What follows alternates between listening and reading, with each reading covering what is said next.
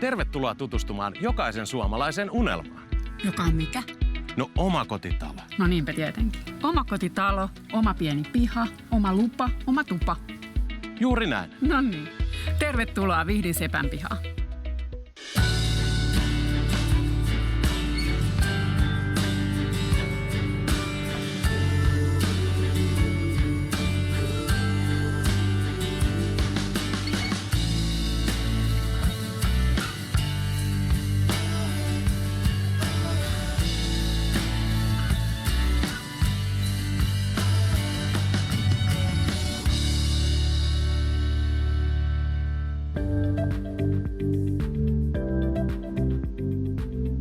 Meidän unelma oli rakentaa omakotitalo.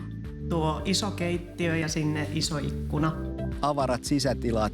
Täällä on niin aika rauhallista, aika lunkiasu. Se unelma oli se yksitasoinen. Ja siellä on kylpyammu. Ja mulle haaveena oli puulattia. Ja se on nyt toteutettu.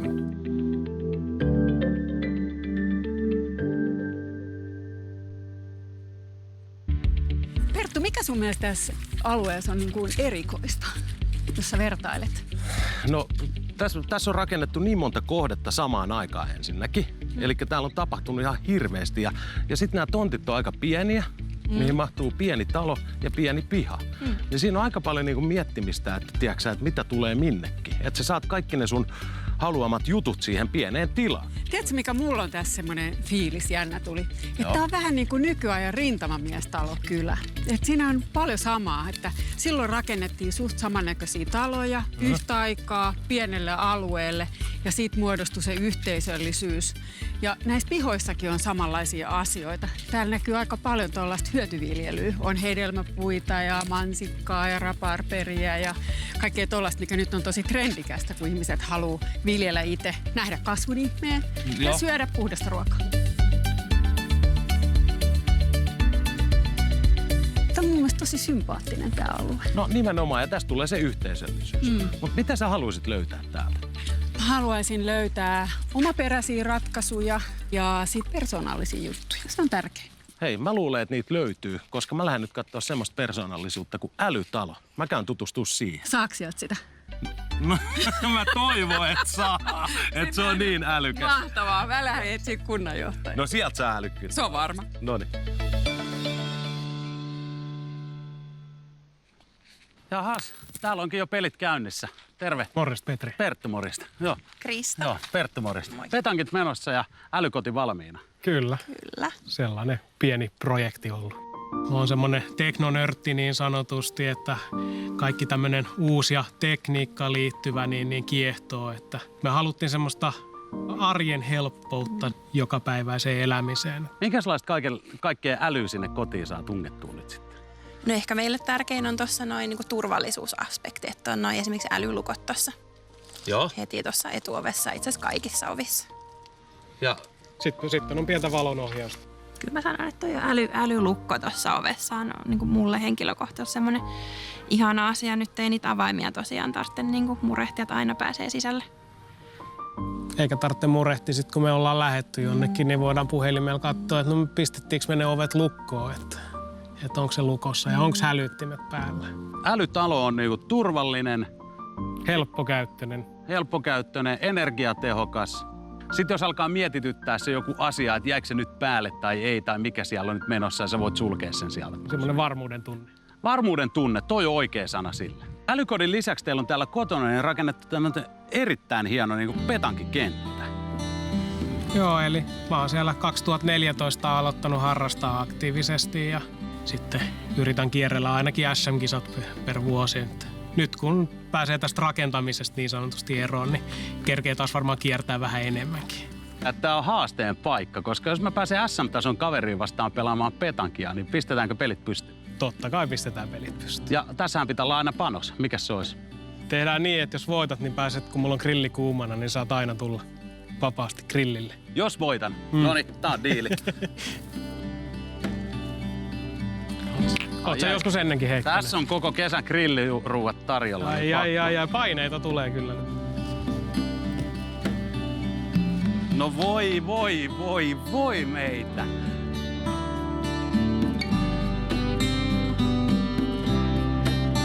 Sehän meni kärkeen. Voinko voittaa? Ei osu väärää kuulla. Hei! Tää piste meni nyt sulle kyllä. Kesän grillijuhlat meikäläiselle. Ai että. Ai että. No niin, älykoti, älykäs peli, mut kuitenkin paras voittaja. Tää on tää petankin tämmönen niinku hienous, että siinä voi ihan vasta- ja alkajakin voi niin voittaa, jos on vähän tuuria, niin kuin Pertulla nyt oli vähän tuuria tässä mukana. Petri, aivan loistava peli. Kiitoksia Se meni hyvin. Uusi mestari on löytynyt. tällä kertaa. Nyt tsemppiä muuttoon ja asumiseen. Kiitoksia. Nyt on saanut niin kuin oman perheen näköisen ton kodin, että toimii meidän kokoonpanolla, meidän haluamalla tavalla.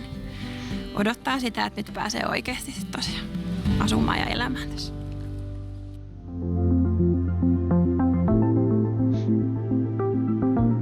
Minkä takia Vihtiin alettiin suunnitella tällaista aluetta? Kaikki lähti silloin 2017 liikkeelle, eli me havaittiin se, että kehyskuntiin muutti vähemmän ihmisiä ja siinä me tehtiin alueellisesti tämmöinen tutkimus siitä, että minkälaista asumista tulevaisuudessa ihmiset kaipaa. Ja he halusivat just tämmöistä, että kompaktit omakotitalot, tehokkaat neliöt, hyvät palvelut. Sitten jos haluaa mennä luontoon, meillä on 2/3 Nuuksiosta tuossa vieressä ja Nummelan harjut. Ja se on nyt tässä läsnä, niin? Se on tässä. Me käynnistettiin 2017 ja nyt 2020 ollaan tässä, että asukkaat on muuttoa vaille tavallaan tulossa sisälle ja kaikki kunnossa.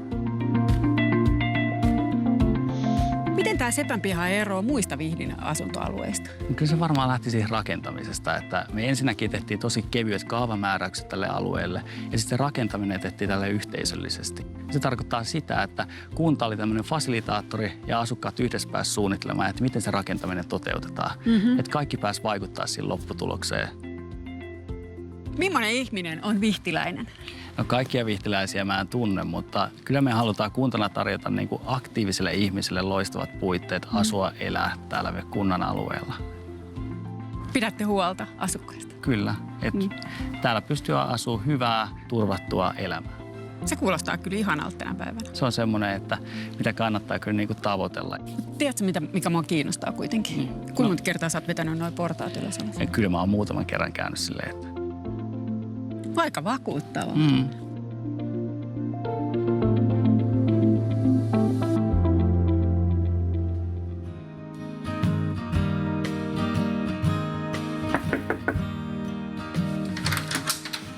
Moikka Hanna. Moi Salme, kiitos. No niin, nyt me päästään katsoa tätä ihan valmiina. Onpa täällä hienon näköistä. Tää on hieno tää eteinen, kun tässä on niin paljon valoa. Tämähän lähti sillain puolivahingossa liikkeelle tämä mun taloprojekti, että juttelin tuolla Sepänpiha-illassa, joita kunta järjesti. Heitin siinä sitten puolihuolimattomasti, mitä suunnilleen tulisi maksamaan Salmen talo, josta ajan mittaan tuli sitten se unelma. Ootko ostanut kaiken uutta tänne vai onko täällä jotain vanhaa myös? En. Siis lähestulkoon kaikki on vanhaa. Musta on hienoa, kun voi tuoda vanhaa ja kierrättää. Ja se, että kun talo on uusi, niin mulle on tärkeää se, että täällä on myös jotakin vanhaa. Niin. Tästä nurkassa on tosi hieno lattiavalaisin. Joo, sen on tehnyt uuseppä kuin Kimmo Latvakäyrä ja hän on opiskellut myös täällä Vihtiläisessä Luksiassa.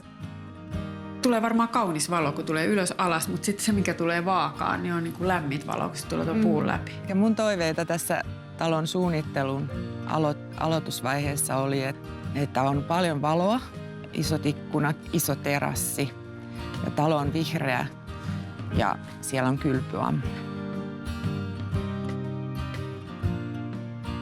Upea kylppäri. Kiitos.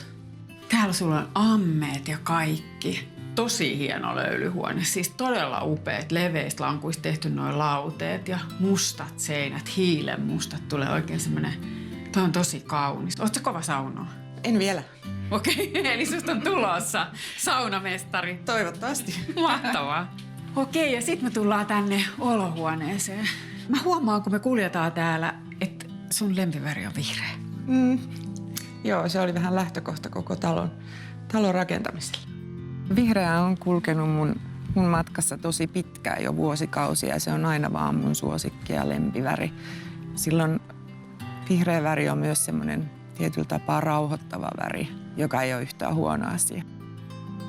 Ja sulla on tuossa nurkassa ihanasti toi takka, niin että sulla tulee olemaan täällä tosi viihtyisiä syysiltoja, takka tulee ääreen. Niin, näin mä uskon.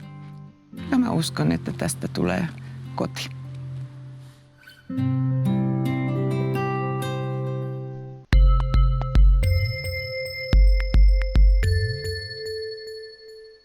Onko teidän yrityksen siivoussopimus kohdallaan? Keradur on perinteinen siivousliike, jossa asiakasta arvostetaan ja töitä tehdään innolla. Kun haluat yrityksesi siivousasiat kuntoon, on Keradur varma valinta.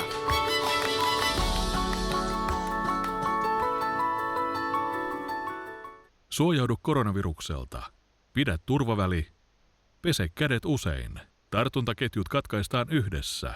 Jaksa noudattaa ohjeita jatkossakin. Lue lisää. thl.fi/koronavirus. Autotalo Pelttari tarjoaa monipuolisen valikoiman uusia henkilö- ja pakettiautoja jokaiselle autoilijalle. Mikä sopisi juuri sinulle? Tule koeajolle, meillä palvellaan.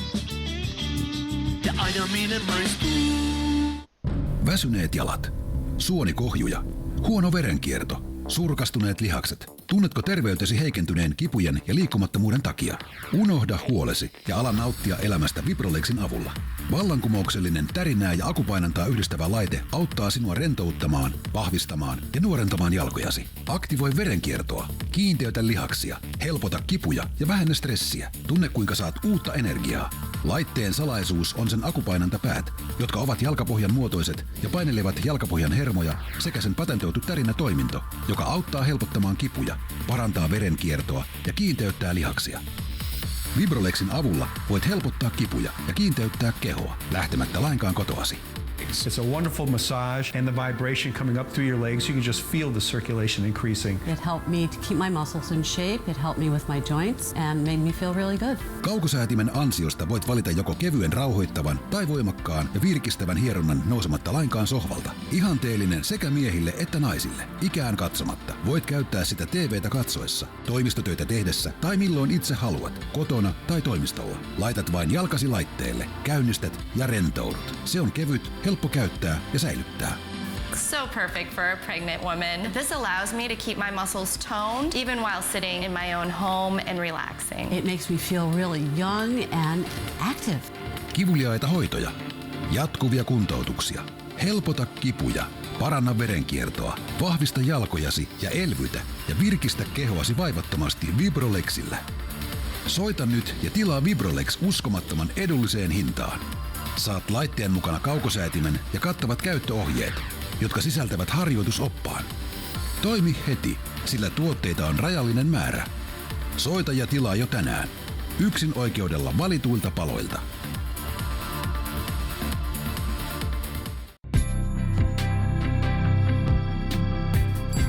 Hotelli Tallukan 50-vuotisjuhlavuosi tarjoaa hyvän palvelun lisäksi vauhdikkaita tansseja, viihdyttäviä tapahtumia ja hyvän mielen aktiviteetteja. Katso tapahtumat osoitteesta tallukka.fi.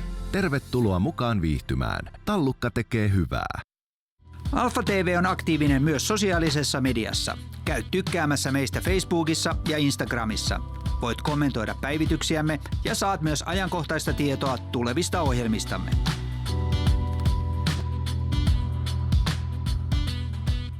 Maanantaisin kello 18.30 Kansan kesken. Ajankohtaisia aiheita, mielenkiintoisia ihmisiä ja kysymyksiä. Ja niitä tulee myös teiltä. Ruudussa näette numerot ja osoitteet, mihin voitte niitä lähettää. Osallistu, tule tekemään ohjelmaa maanantaisin Kansan kesken.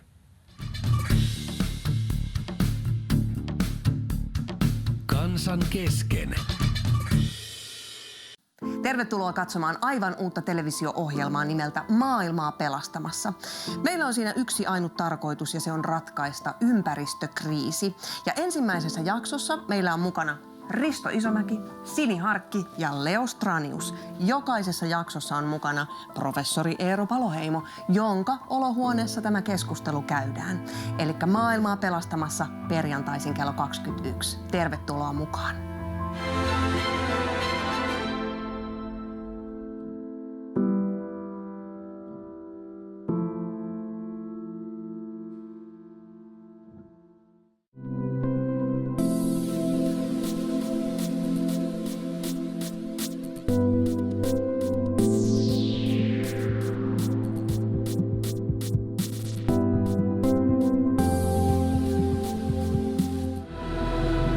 Ohjelmayhteistyössä mukana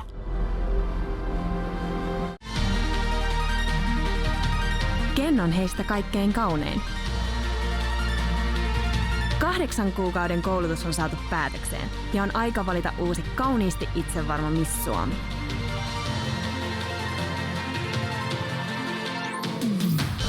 Suora lähetys syyskuun 19. päivä Alfa TV:llä kello 8.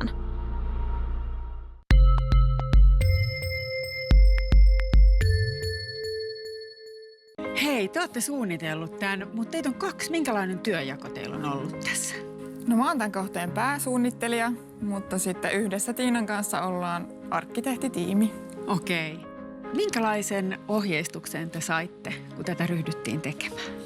Toivelistahan oli aika väliä, mikä on tietysti aina arkkitehtisuunnittelijalle hirveän kiva juttu, että Salme antoi aika lailla vapaat kädet. Että Salmella oli omat semmoiset tietyt lähtökohdat, niin kuin tämän talon väritys on hyvin vihreäpainotteinen ja sitten luonnonvalon ja ylipäätään valon määrä, niin ne on ollut sellaisia tärkeitä juttuja Salmelle. Minkälaisia haasteita teillä oli tässä? No oikeastaan suurin haaste oli tämän tontin muoto.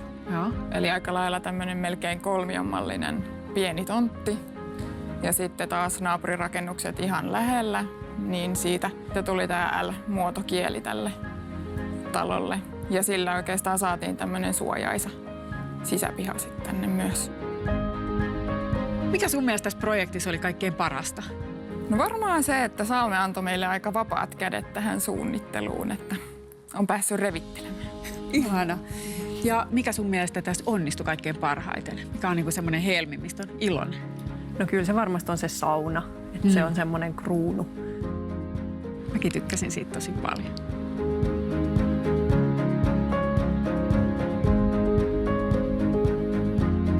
Sä oot rakentanut tänne jonkun talon, mä oon ymmärtänyt. No kyllä joo, ja 3 kuukautta sitä väännettiin menet tuossa noin ja sisäpuolelta. Eli siinä tuli talopaketti, mä tein perustukset ja väliseinistä eteenpäin sitten kaikki valmiiksi. Okei, pihat ja kaikki? Pihat ja kaikki, Osaatko sä rakentaa pihaa? No kyllä mä osaan tehdä niin. No mut hei, millainen tää paikka oli niinku aikaisemmin? Tämähän oli siis viljelyspelto, eli kunta sai 3 vuotta sitten idean, että tehdään tämmönen alue. Nythän tää on ihan täysin erilainen. Täällä on leikkipuistoa ja käytävät menee tuolla. Ja nyt kun ihmiset on tehnyt talonsa pystyyn tänne ja pihoja ja on paljon vihreitä ja onhan tää kivan näköinen. Niin, tää on tällainen kodikas pikkukylä. Just näin. Tää on niin jotenkin sympaattinen tää alue. Mä tykkään tästä. Mun mielestä tässä on kiva, kun vaikka noi talot on aika pieniä ja pihat aika pieniä, mutta sitten tää yleisalue on niin jotenkin kivasti rakennettu. Ja sitten se, että nämä talot on asemoitu mun mielestä toisiinsa nähden hauskasti. Mutta se mua kiinnostaa, tiedät sä, että miten nämä on rakennettu tuolta sisältä. Tietenkin niin kuin sisustuksen kannalta. Ja on jännä nähdä, että paljonko on käytetty luonnonmateriaaleja. Onko seiniin maalattu vai onko käytetty tapetteja?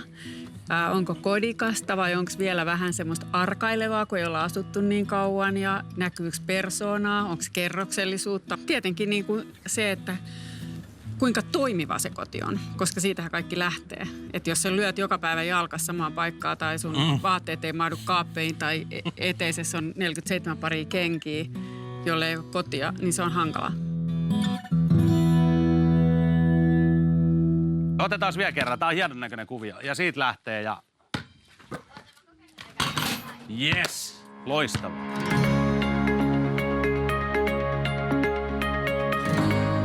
Hei Linda, mä kävin vähän pyörimässä tätä teidän taloa ympäri ja mä huomasin tuolla katolla aurinkopaneelit. Joo. Voitko kertoa vähän niistä, että mitä hyötyy niistä? No me haluttiin ne meille, että päästäisiin niinku omavaraiseksi tuotannon suhteen. Valittiin aurinkopaneelit, koska ne on tulevaisuutta ja niistä koetaan, että saadaan paljon hyötyä. Tiedätkö paljon ne tuottaa nyt vuoden aikana ne paneelit sitten? Eli 6 kilowattia tunnissa. Sen verran tuottaa tunnissa. Ja mitä jos te ette kulutakaan sitä sähköä? No se myydään sähköverkkoon. Niin ja se menee sieltä ja te saatte sieltä palautuksena rahana takaisin. Kyllä. Miten sitten toi talopuoli, kun mennään sisälle, niin ootte te itse sisustanut vai onko teillä ollut suunnittelussa? Eli mä oon itse sisustanut.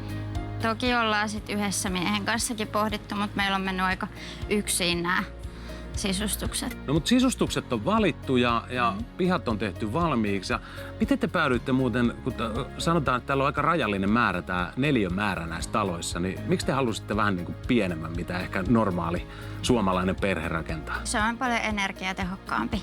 Et siinä on kompaktisti käytetty noin neliöt. Niin. Ja te olette jakanut ne neliöt hyvin? Joo, eli siinä on kaikki tarvittava. Jokaiselle on oma makuuhuone ja olohuonekeittiö yhdessä. Se oli tärkeää.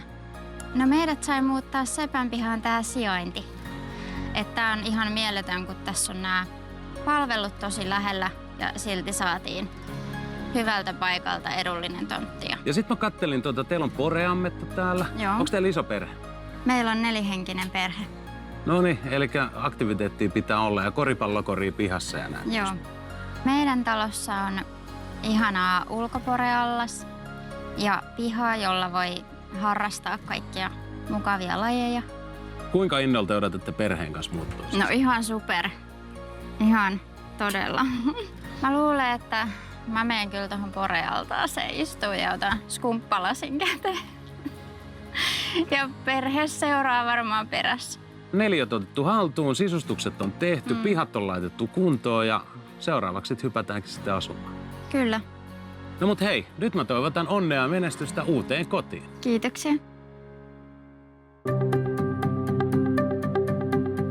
No niin, terve. Perttu, morjesta. Tomi. Sulla on täällä 3 taloa. Kun muut on rakentanut vaan yhden, mitäs tää meinaa? No ei ole suuruuden hulluutta. Me löydettiin tää tontti ja saatiin se kunnalta ja todettiin, että nyt tehdään jotain ihan erilaista. No nyt on todellakin, että onko täällä niinku vaimolle, sulle ja lapsille oma talo vai? Nää tuli itse asiassa vuokrakäyttöön ja kaikki on jo vuokrattu. Aha. Tää on yksi asuntosijoittamisen muoto rakentaa tämmöisiä omakotitaloja vuokrakäyttöön. Ja me ollaan tehty tää nyt sitten ihan omana työnä, omilla työmiehillä ja omilla suunnitelmilla.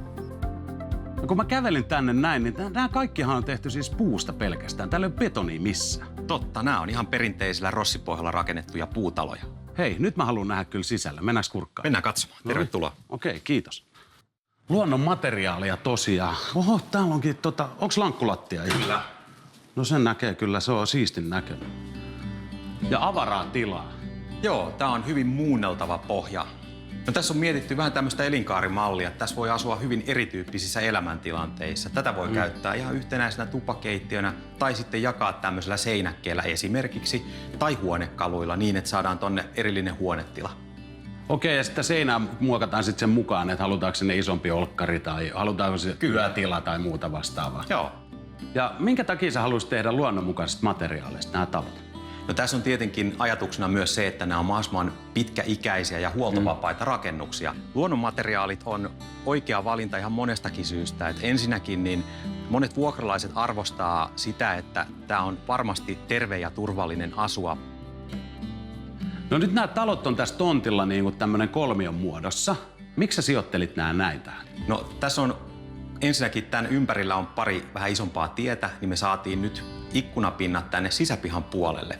Ja huolehdittiin näkymistä niin, että kullakin asunnolla on vapaata näkymää toisten talojen ohi täysin vapaasti ja muodostuu semmosia kivoja ikään kuin tauluja noista ikkunoista. Aivan, kun sä katsot tuossa talojen välissä on rako, niin tästä kun katsoo eteenpäin, niin sä tosiaan näet tuosta talojen välistä. Sun ei tarvitse tuijottaa toisen ikkunaan tai sitten seinään niin kuin suoraan. Juuri näin. Niin. No sä oot tehnyt kyllä tosi hienoa duunia täällä. Kiitoksia.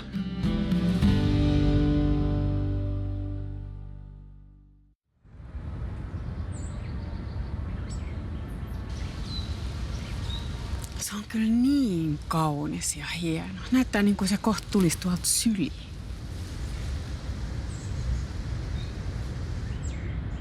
Hei. Moi. Toi on niin ihana. No voi, kiitos. Tää on ihan uskomaton tää ilves. Oot sä nähnyt ilveksen elävänä? Joo, olen. Et vuosi sitten kesällä näin, kun loikki aikaisin aamulla tien yli. Johtuuko tää nyt siitä sitten tää aihevalinta? No kyllä tää vähän sitä inspiroi, mutta täällä Vihdissä on paljon näitä ilveksiä muutenkin. Ai on? Niin, kyllä. Ja ihan siis tässä takapihallakin on nähty. Voiko me nähtäis nytkin? No mutta mehän nähdään koko ajan. Toisaalta. No mut kerro tästä työstä vähän. Joo, eli tosiaan mä oon toteuttanut tämän työn ihan tällaisilla puutalon maaleilla, maaliruiskulla, siveltimellä. Ja tässä on tämmöinen aikainen aamu, usvainen maisema, missä ilves sitten tallustelee Vihdin erämaassa. No kun sä lähdet maalaamaan tuollaista, niin mistä se niin toi työ lähtee? No mä käyn aina ihan ensimmäisenä katsomassa sen paikan. Että mä näen, että millainen valo siinä on ja millainen maisema siinä ylipäätään on, että mitkä niin kuin sävyt siihen toimis. Ja sitten myös se, että mikä aihe siihen paikkaan sopisi. Kun sä tuut sitten tämän valtavan seinän eteen, niin mitä sitten tapahtuu? Alatko vaan niin kuin, että okei, tohon tulee sen kuono. No sit mä luonnostelen ensin kaikki suuret linjat ja sitten sen jälkeen mä alan täyttää noita kaikki isoja alueita, taustoja. No kuinka kauan sulla meni aikaa tämän tekemiseen? 5 päivää. Aika nopea. Joo. Wow. No mut hei, kiitos, että sä oot tehnyt tämän tähän, koska tää on upea ja tää antaa ihanan niin kuin persoonallisen leiman tälle hienolle asuntoalueelle. No voi kiitos, ihana kuulla. Tosi ihana päivä ollut täällä tänään. No aivan mahtava. Aurinko on paistanut ja ihmiset on iloisia. Kyllä. Tämä on hieno alue mun mielestä sen takia, että nämä pihat on tehty heti aluksi jo valmiiksi. Ja sitten tosi kiva yksityiskohta on se, että täällä ei ole lauta-aitoja ollenkaan. Totta. Kun se lauta-aita torppaa maiseman, mutta nämä vihreät pensasaidat, mitä täällä on, niin niistä tulee tosi kauniita, varsinkin kun on valittu erilaisia lajikkeita. Tuossa on tuijaa, marjakuusta, hernepensasta ja tuommoista tuomipihlajaa, niin niistä tulee todella kauniita, kun ne kasvaa. No se on just näin, ja mitä mä oon pistänyt merkille, niin tuolla on vähän aktiviteetteja ihmisten pihoilla. Sieltä löytyy petankikenttää ja vähän koripallokoria ja niistä on tehty niinku itselleen viihtyisiä. Kyllä. Ja mikä yksi juttu on, niinku, mikä pistää silmään paljon, niin täällä on kaikki puurakenteisia taloja. Ja täällä ei ole sotkettu sitä betonia ja tiiltä niin kuin näihin ollenkaan. Joo, se on ulkokuori, mutta ensi jaksossa me päästään tutustumaan näihin koteihin tuonne sisäpuolelle ja nähdään minkälaisia sisustusvalintoja ja materiaaleja sinne on tehty.